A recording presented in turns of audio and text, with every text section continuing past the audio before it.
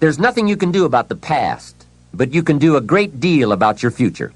You don't have to be the same person you were yesterday. You can make changes in your life, absolutely startling changes, in a fairly short period of time. You can make changes you can't even conceive of now, if you give yourself a chance. Your abilities will grow. You have untapped talents and potential that you haven't even reached for yet. And as time goes on, you'll be able to reach deeper and deeper. The first thing you'll know, you'll be able to do things you never thought you could do. You'll be able to handle things you never thought you could handle. You'll have ideas that you've never had before. All of this is sparked by the goal-setting process. When you know what you want, and you want it badly enough, the answers will come to you. I can't tell you why it works. All I know is, it works. Give yourself a chance to become all you can become and to accomplish all you can accomplish.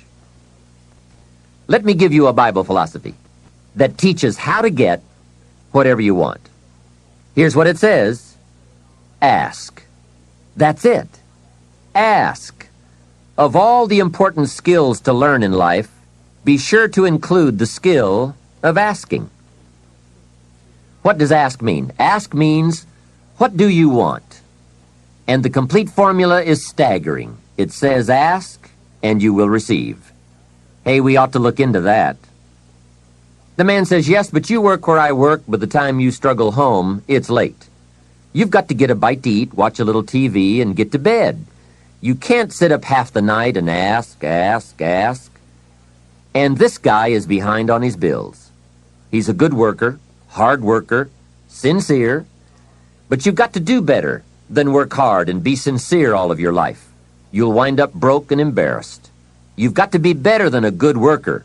You've got to be a good asker.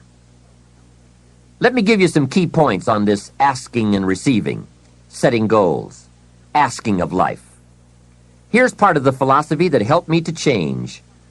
First, asking starts the receiving process.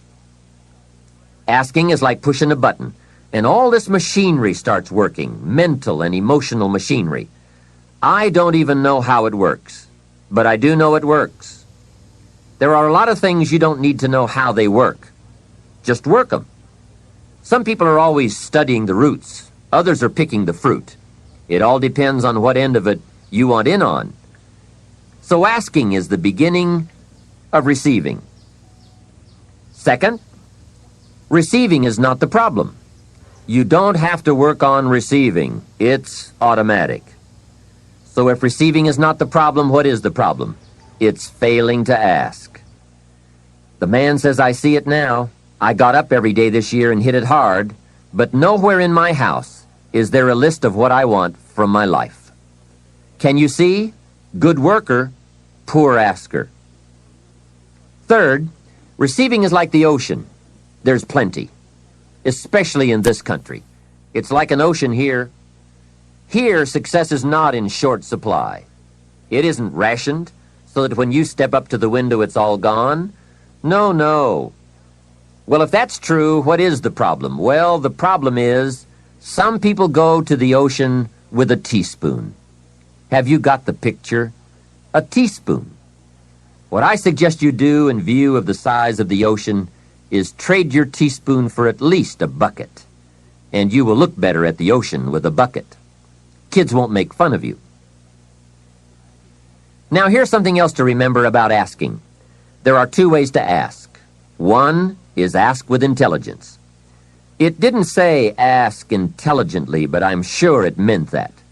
Don't mumble. You won't get anything by mumbling. Be clear, be specific. Intelligent asking means how high, how long, how much, when, what size, what model, what color. Describe what you want. Define it.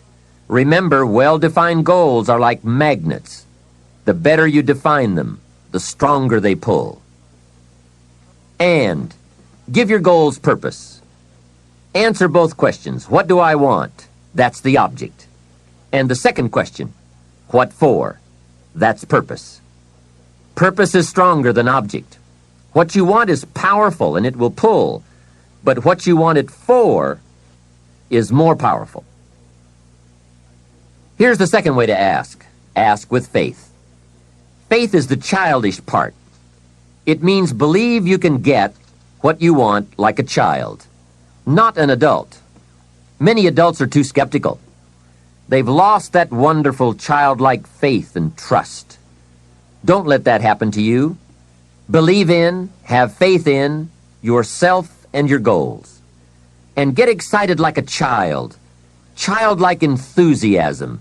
Nothing can beat it. Kids think they can do anything. How exciting. They hate to go to bed at night and can't wait to get up in the morning. Develop that kind of enthusiasm toward your life and your goals. And be curious like a child. Kids can ask 1,000 questions. Just when you think they're finished, they come up with 1,000 more. They'll drive you to the brink. But it's really a virtue. Have plenty of curiosity. Ask questions. That's how you learn.